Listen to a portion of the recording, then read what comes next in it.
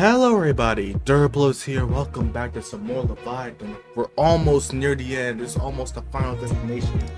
We got this book right here, and then we got the last book, which is going to be 20, I believe, and then we're done. Let me just actually make sure and fact check this real quickly. So book 19, then book 20, or chapter, whatever you want to call them. That'll be the finale, and then we'll move on to Distortion Detective. It's been a minute, but we finally made it through the entirety of Leviathan. I don't know if I'm gonna go back and redo some of the chapters, earlier ones, because yeah, it has been a while, and it was before I got a better mic, so that's also a possibility I could do. But yeah, it's been a journey, but we're finally getting it over with, and then we move on to even a larger journey, which is going to be Distortion Detective. So okay, that's going to be pretty big. I also got my fan on right now, so if y'all hear my hear a little more static than usual, it's because of the fan. So what you can do, it's hot in here. It's hot shit. But anyway, this is book 19. Gaze. Yeah, Gaze. I remember the title. Yeah, book 19. This is Gaze. Let's get started. So we start off this chapter with Virgilius looking over his new drip after he got his ego. He is now fully equipped, and it looks like Jumsoon is back. He's gonna get his ass beat in this chapter. But yeah, the drip is immaculate still. If you remember it, I'll have it posted up again just so y'all can see it. But yeah, he's getting ready. He's getting ready to fight Jumsoon and beat his ass. Now Carmen is still here with Virgilius. Before she leaves, she tells Virgilius that she might have a way of getting closer to his dream that he wants to achieve. And then she leaves, I believe, because I believe that's the only line she says, and she just fucks off, I guess. So she's like, yeah, whatever. Now Virgilius does believe what Carmen said, that she does know a way for him to achieve his goal, but at the same time, this is like the last part. I don't believe she ever. Yeah, she doesn't come back later in the chapter, so that's literally the last thing she leaves him with, and then she just fucks off. And so Virgilius still believes what she says, and he continues on. Now Virgilius does believe in what Carmen is saying or said, because she just leaves still, and then he goes very introspective about his life and how everything led to this certain moment. And if fate really truly existed, that means everything was predetermined to follow it, and it was surely that this was the moment where everything's gonna change for him. So this is basically just setting up. This is the foundation of his ego and what he's gonna be doing for the rest of his life, probably, and leading into Limits Company, obviously, leading to Limits Company and into his current actions. Now, cutting back to Jumsoon, I don't think he really appreciates Virgilius getting the ego, because it hasn't even been recorded in his dot, so he doesn't even know what type of power this shit is to him. And then Virgilius chimes in at him. He's like, yeah, you might have drawn many great roles, but it's only enough to fill a single canvas, and no matter what, humans cannot contain the infinity in canvases. As such, there has to be a limit to your dots. Also, you're a bitch. That last part is from me, but yeah, Jumsoon is about to get absolutely tone washed right now, and they just start fighting after this. Also, by the way, what the fuck is an umpteenth time? Like, what's the fuck's an umpteenth time? Like, y'all know? I don't know what the fuck Jumsoon say that. He like died for the umpteenth time, but whatever. We're just going on to the next page. Virgilius then starts to think to himself about a doubt that come across it that went around his mind, because he was wondering why Carmen was curious about the world that he wanted to create, and he assumes that Carmen also talked to Jumsoon as well and asked him what kind of world he would create, and only to look out for himself to make him get stronger. And so then he asks the question, what is it that you hope to achieve? I believe, anyway, that's Virgilius. That's Virgilius. So like, well, yeah, this is like, yeah, what is it you want to achieve? And then Jumsoon says, naturally, I want to fill the world of dots. Jumsoon then asks him, what about you? What is the world you're trying to create? And Virgilius responds with, it's a world that can only be understood. That can only be understood once you feel it with your whole body. And I guess he's trying to say, like, you can only feel it with your fiber of your being, like your everything, all your hopes, dreams, aspects. You know, you put your soul into the world. That's the kind of world he wants to create. Or maybe I'm overthinking it, and he just wants to touch the world's body. Like, who knows? So after that, they start to fight a little bit more. Jumsoon throws Virgilius into his world of dots, showing him lots of worlds of Lapis, Garnet, and all the people he worked with at the office, and the other kids from orphanage. But Virgilius seems to be very calm and doesn't really affect him as much as it was before. And as Vergilius is just withstanding all the onslaught of Jumsoon's attacks, Jumsoon is getting more agitated, getting very upset that Vergilius is being able to just withstand all his power. So he starts to go crazy and goes to full power mode to try to stop him. Also, you really gotta like how like Vergilius is red and he's blue. It's like contrasting colors. Is that even real? I don't even know if that's real. But I'm pretty sure red, blue, and contrasting colors. So it's like it's a pretty nice to see. Now, while Jumsoon is using his magic missile barrage attack on Vergilius, Vergilius gets a single line spear and throws it straight at Jumsoon, completely destroying all his dots and fucking just absolutely fodderizing Jumsoon. Now, this is where something interesting happens. After Vergilius threw that line at him, he got a little bit of a quirky comment saying, when the dots became more aligned, the beauty that enchanted you faded away, didn't it? And then an entire monologue just starts to happen. I'm gonna read through it for y'all real quickly. Humans have no choice but to walk along the lines and live atop the surfaces. For the ones who advance, a dot is merely fleeting. Dots are just moments. Perhaps as time passed, as the many moments of despair that came my way accumulate one by one, the instants that were more dots formed a line, opening a path of possibility.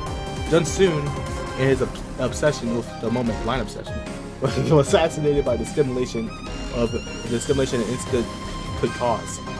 He could not break free from the moments that gave him the ecstasy of soaring without limits, or the hopelessness of freeing falling without knowing that he'll hit the floor. Now that he knows the contradiction of the dot, he'll be dragged down to the endless abyss, like the branches of a tree that had its roots dug up. So basically, that entire paragraph is basically saying that he's about to double the story. It's like he's about to do something crazy here. And according to the voice, distorting is the form of rebirth under a new appearance. By fully embracing their cravings, the value that they consider to be that becomes a rise and I believe Angela said that before.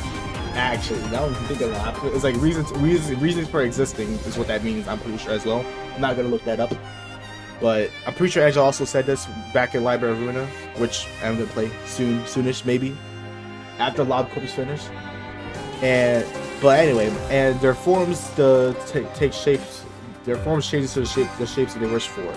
If that very desire that accompanies their foundation collapses, what would happen to the thing that composed it? If it cannot exist, it'll only be right for them to melt down. So Jumsoon is about to turn into something crazy, or something which you're about to find out. Y'all probably already know, but you're about to find out again for a second time because fuck it. Now, Jumsoon just stands there silently at Vergilius and stares at him. And Vergilius wonders if he's gonna turn back to egg, but a blue liquid starts to leak out from Jumsoon's stomach, like some alien isolation shit. And a machine arm just starts to come out of his body. It cuts him in half, basically. And what comes out is I actually forgot the name. It's Scavengers. It's the key log abnormality from Lobcorp. Yeah, so Jumsoon just turns into abnormality, even though we just learned that again. All Olympus Company only players learned that again at LCE. Yeah, the LCE event where where Hohenheim just casually mentions that you could turn to an abnormality and then in one sentence. But yeah, so distortion. So after Jumsoon got his whole entire world shattered, he turned into this. I don't know his name. I know it's like an S word, so that's the best you're gonna get from me. He turns into that thing, and it just stares at him. So now he's an abnormality. He's only Hay level, so he's not even that strong. Unless this is just like an alpha level. But I don't know if is in Limbus Company or not. I don't think it is. It's also a different version because the lenses are flipped on the opposite side. Unless they decided just to do it for art things, whatever. Then it starts to fight with Vergilius for a while. Vergilius doesn't understand that you're not supposed to look at the thing or it's going to keep attacking you. But they keep fighting. And while they're fighting, we finally get Gubo, Isaiah, and Nazul here now. Therefore, they finally show back up. Now, after Vergilius was fighting for a while, Gubo and Isaiah decide, alright, it's time to head out. We're gonna leave through the corridor, and they leave Nazul behind. It's also interesting now I'm thinking about it because they know that distortions can turn to abnormalities now, and they can use that shit. So I wonder what the hell they got this shit planned in the end corp with all this information, because they know now. So they probably gonna have some weird fucked up shit that's gonna be happening in like the later cantos, like Canto 10 type shit. Probably gonna be the cause of the big extermination event that's coming up soon. But who knows? But they leave Nazul behind. Nazul, obviously he's fucked right now. He's finished. He's left with the red gaze. He betrayed the red gaze, and he's left with a monster. Things are not looking good for him right now at all. Decides to trap Nazul into the corner, but Virgilius stops it, and he's asking Nazul why he betrayed the team. And Nazul responds with, "You can survive anything, but I can't really. I'm dead. Unlike the ring, you wouldn't seek revenge that doesn't benefit your plan in the pursuit of the singularity.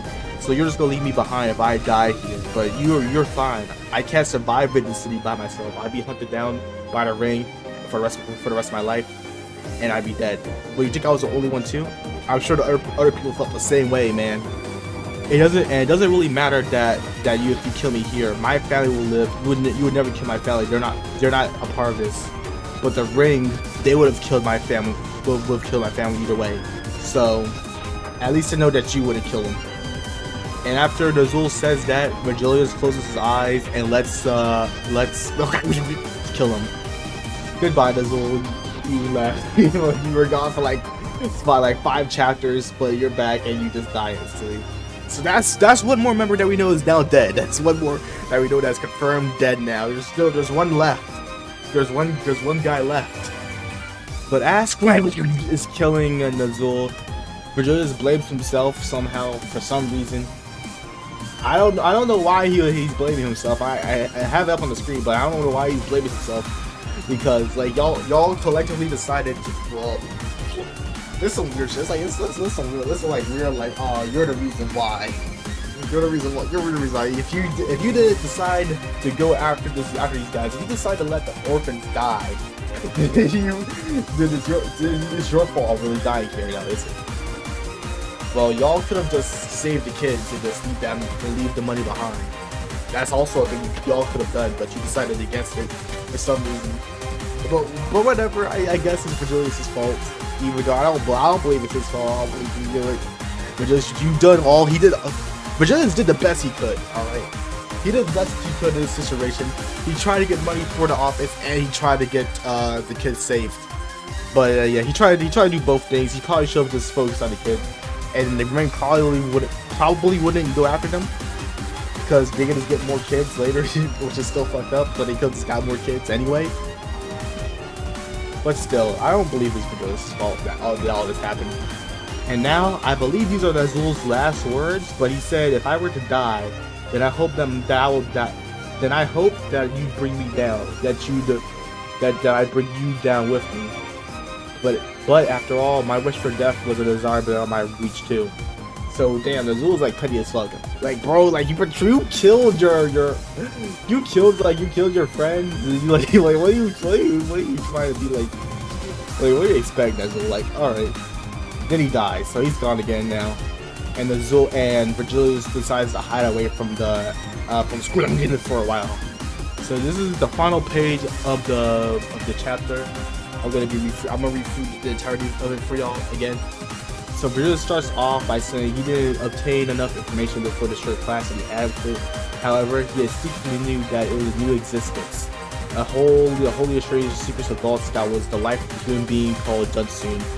Something like a distortion, yet different. Abnormality is called I don't know how to say his name still. Now, Virgilius didn't have enough time to solve the abnormality's origins of where the hell it actually came from, or how exactly Jumsoon made that thing, because of his ego. Because the air in the corridor place thingy is cold and dry, and so it's making all the blood harden really quickly. And so he has to show himself and get ready to fight it, and hopefully win, because he's also losing all of his power with his blood. Now, as Joseph is trying to figure out how to beat this thing, he realizes that it's staring at him still, even when he's hiding with his blood abilities. So he realizes that the one thing that this thing is looking for is another's gaze. End of chapter. And yep, there we go. That was chapter 19. Snakefin, Goated, and Blue Moon Terror reviews. So also pretty goated. But yeah, that'll be the end of book 19. Gaze, I believe. Gaze, yes, gaze. Title card. But yeah, we're almost over. It's almost here, guys. The end is almost here. Chapter 20. We'll get back to that next week. Or maybe I'll do it Sunday, maybe. I might try to do 2 for Distortion Detective when I get started on that. But until then, thank you all for watching. I'll see you in the next video. Goodbye.